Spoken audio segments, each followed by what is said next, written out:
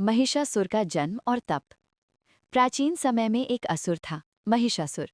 वह आधा भैंसा महिष और आधा मनुष्य था, इसलिए उसे महिषासुर कहा गया। उसने वर्षों तक कठोर तपस्या कर भगवान ब्रह्मा को प्रसन्न किया। जब ब्रह्मा जी प्रकट हुए तो महिषासुर ने वरदान मांगा, कोई भी देवता या पुरुष मुझे न मार सके। ब्रह्मा जी ने कहा, तथास्तु। अत्याचार की शुरुआत। वरदान मिलते ही महिषासुर घमंडी और क्रूर हो गया। उसने पृथ्वी, स्वर्ग और पाताल तीनों लोकों पर आक्रमण कर दिया। देवताओं को स्वर्ग से भगा दिया, ऋषियों की तपस्या भंग करने लगा, लोगों पर अत्याचार करने लगा।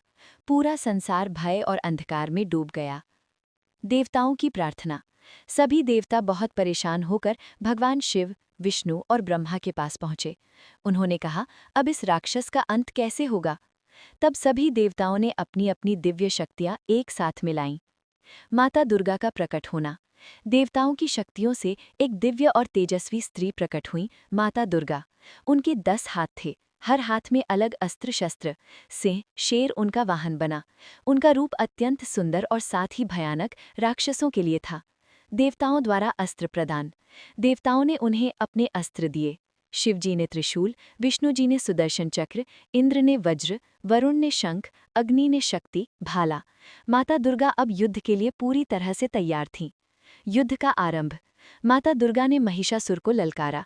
भयंकर युद्ध शुरू हुआ जो 9 दिनों और 9 रातों तक चला। राक्षसों की विशाल सेना, आकाश में गड़गड़ाहट, धरती कांपने लगी। माता दुर्गा ने एक-एक करके सभी असुरों का संहार किया। महिषासुर का रूप बदलना। महिषासुर बहुत शक्तिशाली था। वो बार बार अपना रूप बदलता, कभी भैंसा, कभी शेर, कभी हाथी, कभी मानव, लेकिन माता दुर्गा हर बार उसे परास्त करती रहीं। महिषासुर वध। अंत में जब वह भैंसे के रूप में आया, तब माता दुर्गा ने उसे जमीन पर गिराया और त्रिशूल से उसका वध कर दिया। पूरा ब्रह्मांड जय माता दी के जयकारों से गूंज उठा।